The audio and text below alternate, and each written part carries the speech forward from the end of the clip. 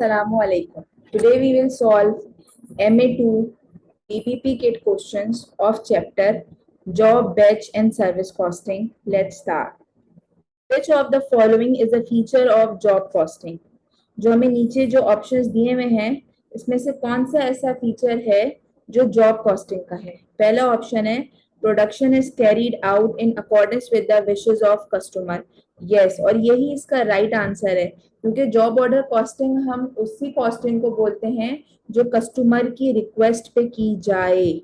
तो the right answer is option ए।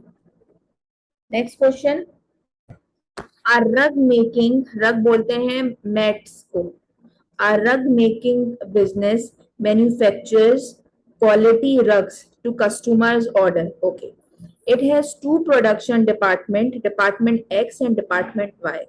एक rug making company है जो कि रग बनाती है, अच्छे वाले रग्स बनाती है, ठीक है जी, कस्टमर की रिक्वेस्ट पे, और उसके दो प्रोडक्शन डिपार्टमेंट्स हैं, एक्स और वाई।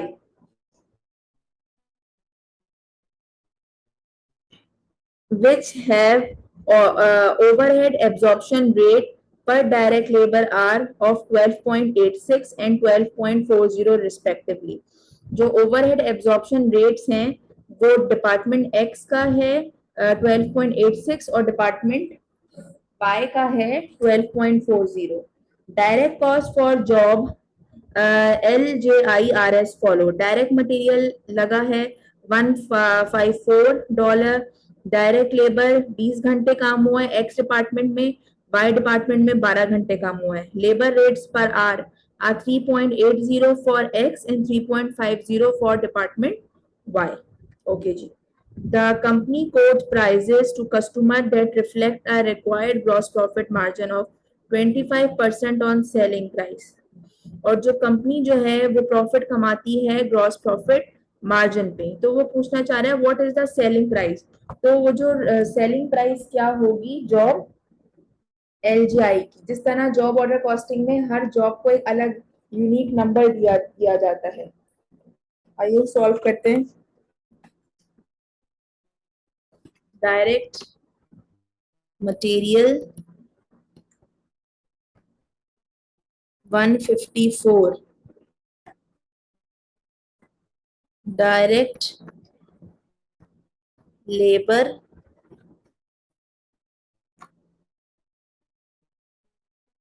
20 आवर्स लेबर ने काम किया है, और जो लेबर काम करता है एक्स पे उसका 1 घंटे का रेट है 12.86। 20 मल्टीप्लाई बाय 12.86,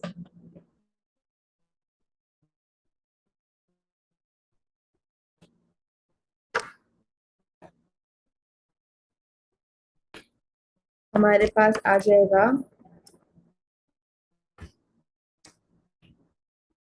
सॉरी, हमारे पास जो लेबर का रेट है एक्स के लिए वो है 3.80।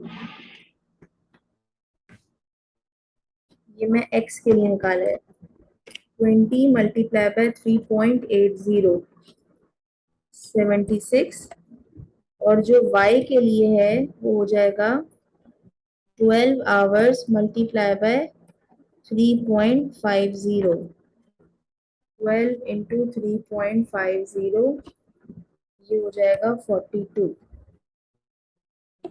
ठीक है, इन दोनों को ऐड कर लेते हैं, हमारे पास प्राइम कॉस्ट आ जाएगी 154 प्लस 76 प्लस 42, 272। इसके बाद आ जाता है प्रोडक्शन ओवरहेड्स। प्रोडक्शन ओवरहेड्स हम जब करेंगे तो हमारे पास लेबर के घंटे और ओवरहेड्स के घंटे सेम होते हैं, यानी कि 20 मल्टीप्लाई बाय 12.86, 20 मल्टीप्लाई बाय 12.86, 257.2, ये x के लिए, और 12 मल्टीप्लाई बाय 12.40 जो y का रेट है ओवरहेड। 12 multiply by 12.40 148.8। इनको ऐड कर लेंगे, हमारे पास आ जाएगी हमारी टोटल कॉस्ट, क्योंकि हमारे पास एडमिनिस्ट्रेशन ओवरहेड तो कोई है ही नहीं, ओ एडमिन कॉस्ट तो कोई है ही नहीं। सही है जी। 272 प्लस 257.2 प्लस 148.8, 678 मेरी आ गई टोटल कॉस्ट। अब मुझे तो सेलिंग प्राइस निकालनी है। अब जब भी सेलिंग प्राइस निकालने को आए तो यूं लिखा करें S C P, S for sales या selling price, C for cost, P for profit. अब उसने बोला है 25% ऑन सेलिंग प्राइस, यानी कि मार्जिन है। मार्जिन में हमेशा सेल 100% होगी, 25% प्रॉफिट और माइनस करके आपका कॉस्ट आ जाएगा। हमें कॉस्ट तो पता है 678, हमें ये वाली फिगर मालूम करनी है सेल्स वाली, सेलिंग प्राइस। तो जब भी कभी इस तरह का आपके पास क्वेश्चन आए तो आपने एक सिंपल क्या करना है, 678 हमें जाना है 100% वाली अमाउंट पे। हमें ये पता है कि सेल 100% है, लेकिन ये नहीं पता कितनी वो अमाउंट है। तो हमें जाना है 100 पे और मैं हूँ 75 पे। मैं कैलकुलेटर उठाऊंगी, simple 678 multiply by 100 divided by 75, 904। ये 904 मेरी सेलिंग प्राइस आ जाएगी and this is the right answer. अगर इन केस मुझे प्रॉफिट भी मालूम करना होता तो मैं 904 में से 678 माइनस करती, मेरे पास मेरा प्रॉफिट आ जाता। और इसका आसान तरीका 678 जो जाना है 25% पे, अगर मुझे प्रॉफिट मालूम करना होता और मैं हूँ 75% पे, तो मेरे पास प्रॉफिट की अमाउंट आ जाता। पर ये मेरी रिक्वायरमेंट नहीं है, जो मेरी रिक्वायरमेंट थी सेलिंग प्राइस वो मैंने निकाल ली। Next question, P limited manufactures ring binders. Okay, ring binders जो फाइल्स होती हैं वो मैन्युफैक्चर करता है। P limited which are embossed with a customer own logo, जो कि एम्बोज होती हैं कस्टमर के अपने लोगों के साथ। हर कस्टमर जो है वो जॉब ऐसी बोलता है कि आप जो है रिंग फाइल पे हमारा कंपनी का लोगो एम्बोस करो। A customer has order a batch of 300 binders. Customer ने कितना ऑर्डर दिया, 300 बाइंडर्स का ऑर्डर दिया। The following data illustrate the cost for a typical batch of 100 binders. और जो हमें जो नीचे जो डेटा दिया हुआ है वो हमें 100 बाइंडर्स का दिया हुआ है। ठीक है जी, 100 बाइंडर्स बनाने में जो मटेरियल लगता है वो लगता है $30 का। जो वेजेस हम देते हैं वो 10 लेबर को, machine setup 3, design and artwork 15। Direct employees are paid on a piece work basis. जो एम्प्लॉयज हैं उनको पीस वर्क बेसिस पे हम पे करते हैं। P limited requires a gross profit margin of 25% of sales value. और जो पी लिमिटेड है वो प्रॉफिट मार्जिन 25% पे प्रॉफिट कमाता है, यानी कि मार्जिन पे प्रॉफिट कमाता है। अगेन वो सेलिंग प्राइस पूछ रहा है 300 बाइंडर की क्या होगी। डायरेक्ट मटेरियल सबसे पहले 100 बाइंडर्स का जो है 30 मटेरियल लगता है $30 का। तो 300 बाइंडर्स पे कितना लगेगा, 3 multiply by 3, 90। Direct wages, 100 binder की वेजेस $10 है, तो 300 बाइंडर्स की वेजेस कितनी होगी, 30, 10 मल्टीप्लाई बाय 3। मशीन आपका जो सेटअप है ये वंस होता है और डिजाइन और आर्टवर्क भी, इसका भी खर्चा फिक्स होता है, तो ये बार बार नहीं होगा। डिजाइन और आर्टवर्क तो एक दफा बन गया ना, बाकी दफा तो वो प्रिंट हो रहा है।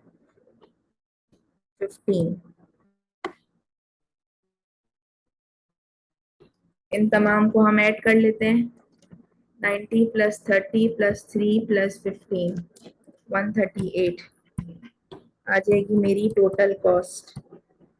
अगेन मुझे सेलिंग प्राइस निकालनी है, एस सी पी, कॉस्ट है मेरी 138। अगेन उसने बोला है 25%, ऑफ सेल्स वैल्यूज, हमेशा सेल्स मतलब के 100 होगी, सेल्स हमेशा 100% होगी, 25% ये मार्जिन में माइनस हो जाता है। अब मुझे जो है ना ये वाली फिगर मालूम करनी है, तो मैंने क्या बताया 138, मुझे जाना है 100% पे, मैं हूँ 75% पे। परसेंटेज का साइन भी लगाना, सिर्फ लिखना है, multiply by 100 equals to press करेंगे और डिवाइडेड बाय 75, 184, मेरे पास 184 मेरी सेलिंग प्राइस आ जाएगी। अब ये मत कंफ्यूज होइएगा कि मैं इसने मशीन सेटअप को क्यों नहीं डबल वो 3 से मल्टीप्लाई किया, डिजाइन एंड आर्टवर्क को क्यों नहीं किया। बेटा मशीन तो एक बार सेटअप हो गई ना, इसका खर्चा एक दफा हो गया, हर दफा तो हम मशीन को सेटअप नहीं करेंगे। डिजाइन और आर्टवर्क भी हमने एक दफा बना लिया, बाकी दफा तो वो प्रिंट होगा तो मटेरियल का खर्चा बढ़ेगा, आर्टवर्क का खर्चा थोड़ी बढ़ेगा, इसलिए मैंने इनको फिक्स ही रखा है। Next question, JC operates a job costing system. The company's standard gross profit margin is 20% of sales value. जो JC कंपनी है वो job order costing system use करती है। द कंपनी का जो कंपनी जो ग्रॉस प्रॉफिट कमाती है वो कमाती है 20% ऑफ सेल्स वैल्यू, यानी कि मार्जिन पे प्रॉफिट कमाती है 20% of sales. The estimated cost for job B124 are as follow. जो जॉब की डिटेल्स दी हुई है, डायरेक्ट मटेरियल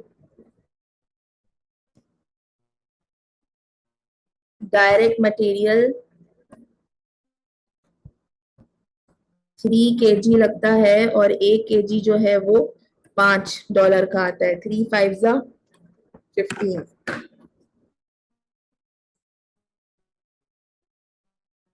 फिर डायरेक्ट लेबर, लेबर 4 घंटे काम करते हैं और 1 घंटा काम करेंगे तो 9 पर आर कमाते हैं, 4 9 36। Direct material plus direct labour मेरे पास आ जाएगी प्राइम कॉस्ट, 15 प्लस 36 आ जाएगा मेरे पास 51। ठीक है जी। प्रोडक्शन ओवरहेड वो कह रहा है, production overhead are budgeted to be 2,40,000 for the period to be recovered on the basis of total of 30,000 labour hours. Okay, अब मुझे प्रोडक्शन ओवरहेड निकालना है, तो सबसे पहले मैं रेट निकालूंगी, 2,40,000 डिवाइडेड बाय 30,000, तो मेरे पास जो रेट आएगा ना वो आ जाएगा डिवाइड करने के बाद 8। 8 आ गया मेरा फैक्ट्री ओवरहेड का रेट। मैंने बताया था कि लेबर के घंटे और ओवरहेड के घंटे होते हैं सेम, तो इसीलिए इस 8 को मैं मल्टीप्लाई करवा दूंगी 4 मल्टीप्लाई बाय 8, और ये जो 8 है ये इसको डिवाइड करने, दोनों को डिवाइड करने से आया है, 4 8 32, 51 प्लस 32 83। मेरे पास मेरी टोटल कॉस्ट आ गई है 83। ठीक है जी। अब मुझे सेलिंग प्राइस मालूम करनी है, मैं वही जो मैंने सिखाया है, SCP। मेरी जो कॉस्ट है वो है 83 और जो मेरी सेल्स है वो है 100%, प्रॉफिट है मेरा 20% 25 बोले जा रही हूँ, 20%, और कॉस्ट हो जाएगी मेरी 80%। अब मुझे सेलिंग प्राइस निकालनी है, तो सेलिंग प्राइस निकालने के लिए मैं 83 को मल्टीप्लाई करवाऊंगी 100 से और डिवाइड करवा दूंगी 80 से। 83 मल्टीप्लाई बाय 100 डिवाइडेड बाय 80, मेरे पास आ जाएगा 103.75। 103.75 should be the price for job B।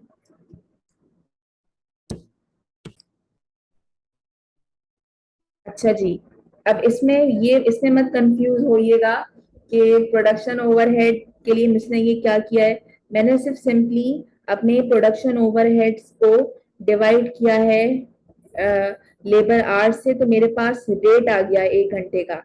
जब रेट आ गया तो लेबर के घंटे और ओवरहेड के घंटे तो सेम होते हैं, तो ये जो चार है ना, बेसिकली ये चार यही वाला चार है जो कि डायरेक्ट लेबर के घंटे थे, लेकिन रेट अलग है। डायरेक्ट लेबर का 1 घंटे का रेट था 9, लेकिन ओवरहेड का 1 घंटे का रेट है 8, जो कि मैंने 240,000 को 30,000 से डिवाइड करके निकाला है। Next question, which of the following are characteristics of service costing? Service costing की कैरेक्टरिस्टिक्स कौन कौन सी हैं? High level of indirect cost as a proportion of total cost.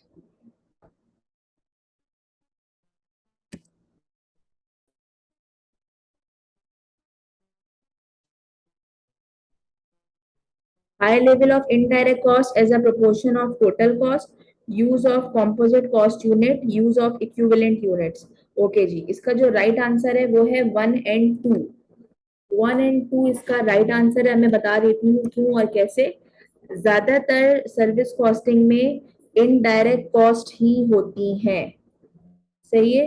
और जो सबसे ज्यादा जो डायरेक्ट के लिए काम कर रहा होता है ना सर्विस कॉस्टिंग में, वो मेरा डायरेक्ट लेबर ही होता है। इसके अलावा जो भी मेरी कॉस्ट होती है वो इनडायरेक्ट ही होती है। दैट्स वाई ये इसकी कैरेक्टरिस्टिक है। दूसरी, सर्विस कॉस्टिंग के अंदर कॉम्पोजिट कॉस्ट यूनिट होते हैं।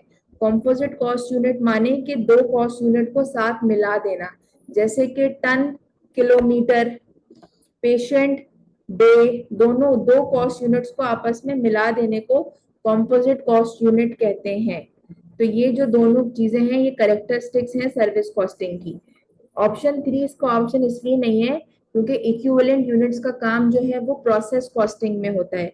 ऐसा तो नहीं है ना कि हर बार एक आदमी 10 किलोमीटर ही ट्रेवल करेगा, ऐसा तो नहीं होता। तो सर्विस कॉस्टिंग में ये सर्विस कॉस्टिंग की कैरेक्टरिस्टिक नहीं है, ये प्रोसेस कॉस्टिंग में आता है इक्विवेलेंट यूनिट। तो 1 and 2 is the right answer. Which of the following costs would be appropriate for cost control purpose in a transport business? अच्छा जी, ट्रांसपोर्ट बिजनेस के लिए नीचे जो हमें ऑप्शंस दिए हुए हैं उसमें से कौन सा अप्रोप्रिएट ऑप्शन है for the purpose of for cost control? पहला मेरे पास ऑप्शन है cost per ton kilometre, fixed cost per kilometre, maintenance cost of each vehicle per kilometre. Okay जी, इसका जो राइट आंसर है, इसका मेरे पास राइट आंसर है option cost per ton kilometre. तो मेरा ये राइट आंसर नहीं हो सकता। इसका जो मेरे पास जो सही आंसर है वो है ऑप्शन सी। बल्कि एक second, which of the following cost would be appropriate for cost control purpose in a transport business? Cost per ton kilometer, fixed cost per kilometer, maintenance cost of each vehicle per kilometer. Okay, जो option 1 है वो इसलिए सही है क्योंकि cost per ton kilometre is appropriate for cost control purpose because it combines the distance travel and the load carried, both of which affect cost। तो ये इससे क्या होगा कि ये दोनों चीजों को कंबाइन कर देगा कि रास्ता भी ट्रेवल हो रहा है और सामान भी जा रहा है। तो ये कॉस्ट कंट्रोल पर्पस के लिए ना, ऐसा तो नहीं है कि गाड़ी खाली जा रही है, तो गाड़ी तो जा रही है उसका खर्चा तो हो रहा है, लेकिन साथ ही साथ उसमें सामान भी जा रहा है, तो ये कॉस्ट कंट्रोल पर्पस के लिए अफेक्टिव है। तो एक तो ऑप्शन हो गया इसका ये सही। Next, the fix cost per kilometre is particularly useful for cost control purpose because, अच्छा जी, अब जो है मेरा ये जो फिक्स कॉस्ट पर किलोमीटर है ये अप्रोप्रिएट कॉस्ट कंट्रोल पर्पस नहीं है। ये क्यों नहीं है? ये इसलिए नहीं है क्योंकि ये वेरी करती है। जरूरी तो नहीं है ना कि अगर मैं 10 किलोमीटर चली तो मेरी फिक्स कॉस्ट आएगी 10,000, लेकिन अगर मैं 20 किलोमीटर चली तो ऐसा तो नहीं है कि मेरी कॉस्ट 10,000 ही। जाहिर सी बात है मेरा खर्चा तो बढ़ेगा ना। तो ये फिक्स कॉस्ट जो है कॉस्ट कंट्रोल पर्पस अप्रोप्रिएट नहीं है ट्रांसपोर्ट बिजनेस के लिए। That's why this is not the correct option. Maintenance cost of each vehicle per kilometre, ये जो है यूजफुल है, काम की चीज है, अप्रोप्रिएट है कॉस्ट कंट्रोल पर्पस के लिए, क्योंकि ये because it focuses on a particular aspect of a cost of operating each vehicle.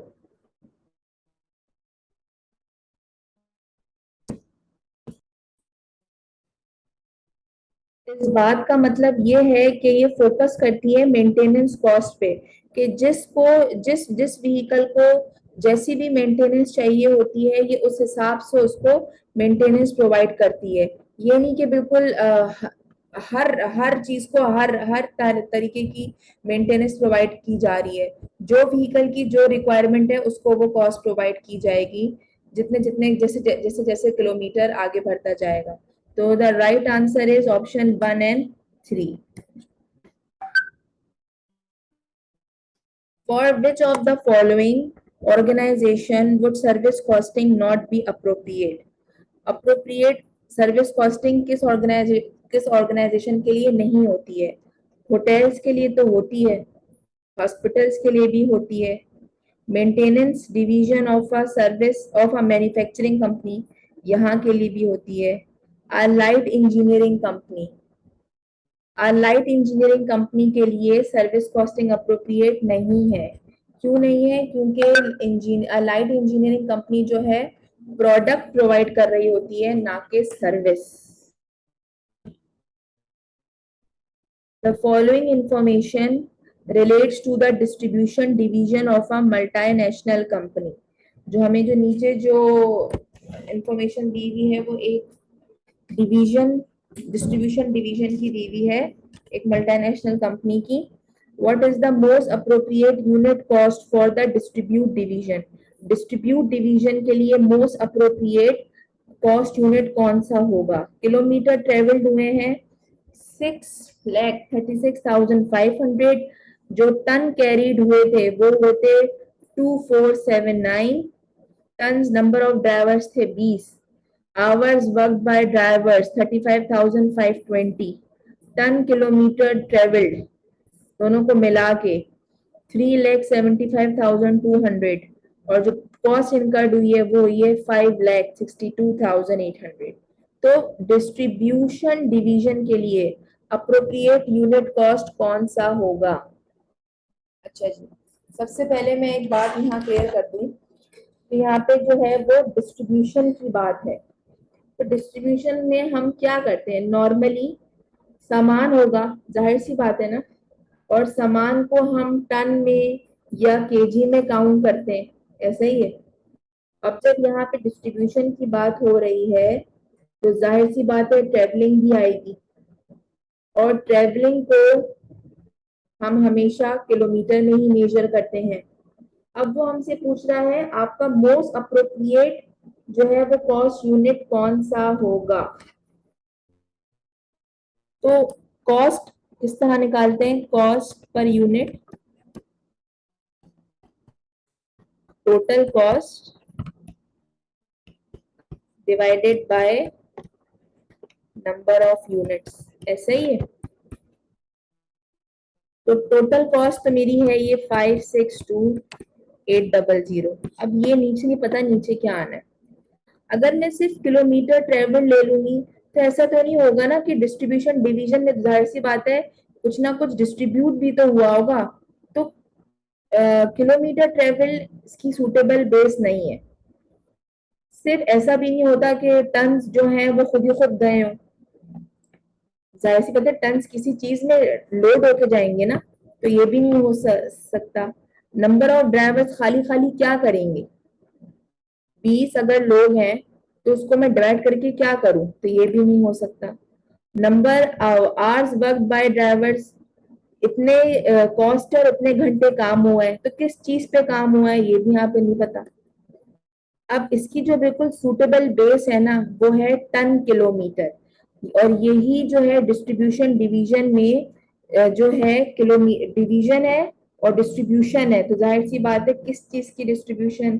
Ton kilometre. और डिस्ट्रीब्यूशन तो ट्रेवलिंग से, और ट्रेवलिंग को हम किलोमीटर में मेजर करते हैं, तो इसको मैं डिवाइड करवाऊंगी 375 200। और जो ये दो मिले हुए हैं ना टन पर किलोमीटर, तो इससे इस चीज को बोलते हैं कॉम्पोजिट कॉस्ट यूनिट, जब हम दो कॉस्ट यूनिट को आपस में मिला देते हैं। और सर्विस कॉस्टिंग में हम यही करते हैं, क्योंकि सर्विस कॉस्टिंग में एक से ज्यादा कॉस्ट यूनिट होते हैं, तो हम उन दोनों को मिला देते हैं। तो एक की जो हमारी कॉस्ट आएगी ना, जो हमारी मोस्ट अप्रोप्रिएट यूनिट कॉस्ट होगी, वो होगी 1.50 ton kilometre. D is the right answer.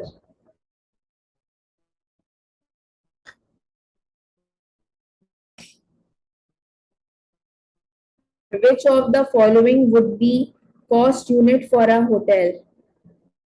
अच्छा जी, होटल के लिए कॉस्ट यूनिट क्या है? मैंने बताया था कॉस्ट यूनिट हम बोलते हैं किसी प्रोडक्ट को। होटल के लिए उसका प्रोडक्ट क्या है?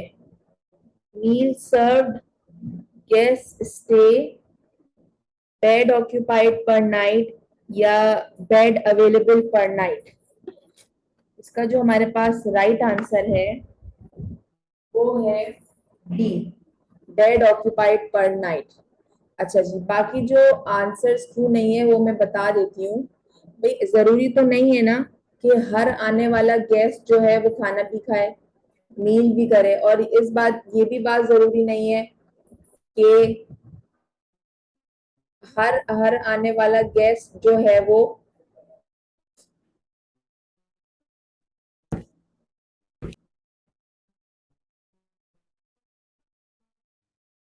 Which of the following would be a typical cost unit for a hotel?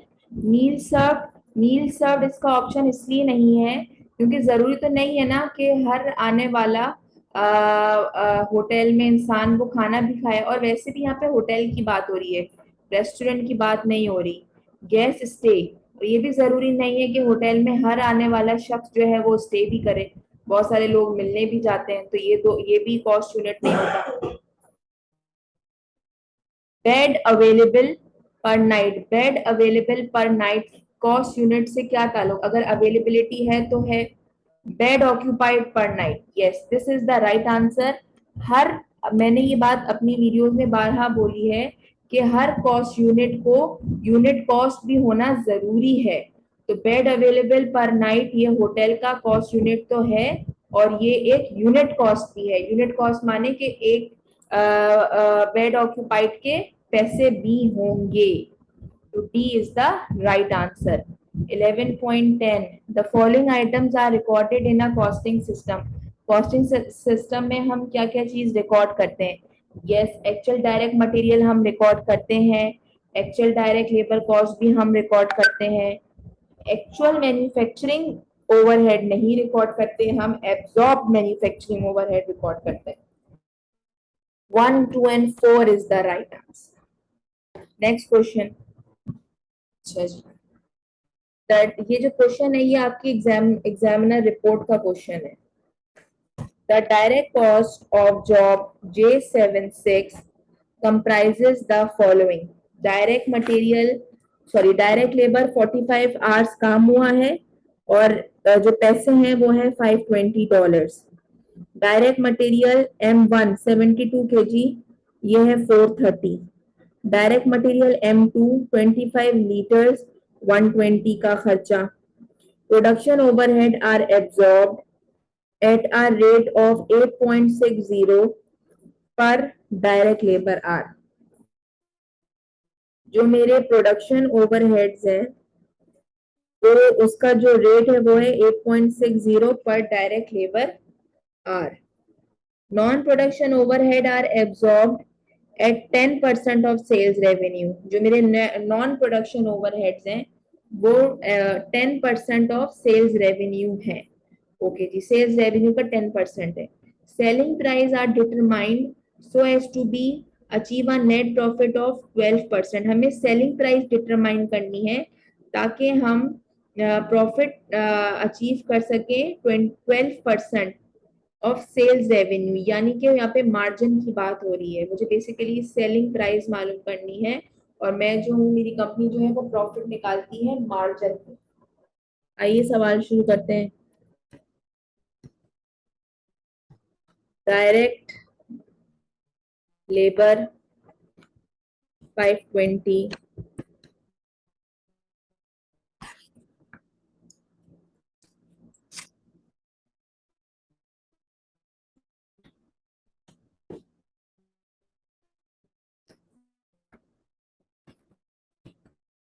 Direct material M1 430, M2 120, overheads, production overheads घंटे 45 लूंगी, मल्टीप्लाई करवा दूंगी 8.60 से, क्योंकि जो प्रोडक्शन ओवरहेड का रेट है वो है 8.60 पर डायरेक्ट लेबर आर, आ जाएगा 387।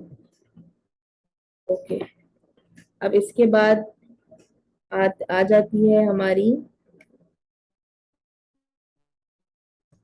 इन सबको जब हम ऐड कर लेते हैं हमारी आ जाती है प्रोडक्शन कॉस्ट। तो उसमें हम ऐड करते हैं अपना non production overhead, non production overhead जो कि 10% ऑफ सेल्स रेवेन्यू है, 10%। अब सेल्स रेवेन्यू तो हमें नहीं पता, सेलिंग प्राइस तो हमें नहीं पता, तो सेलिंग प्राइस क्या है हमारे लिए, जो हमारी सेलिंग प्राइस है वो है एक्स, हमें नहीं पता। इट मीन्स कि हमारा non production over 10% of sales revenue है, तो अगर मैं इसको यूं लिख दूं 0.1x 10% ऑफ सेल्स रेवेन्यू, मैंने सिंपली क्या किया है 10 का परसेंटेज का साइन लगाया, 0.1x, ये मेरा नॉन प्रोडक्शन ओवरहेड आ गया। अच्छा जी,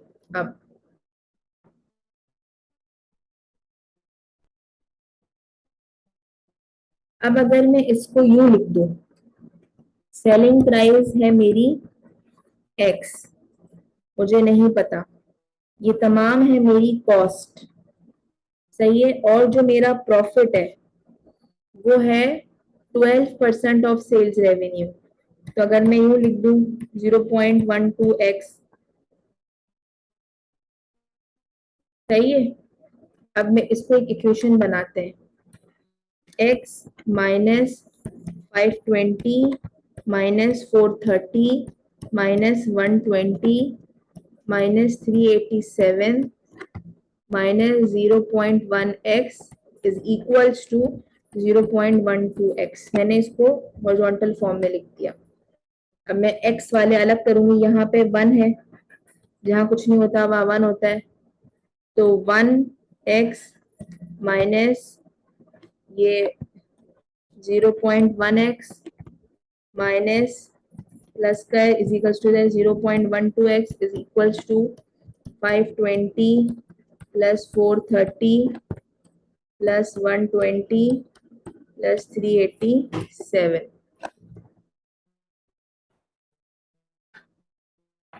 अब 1 माइनस कैलकुलेटर उठा के 1 माइनस 0.1 माइनस 0.12 आ जाएगा 0.78x।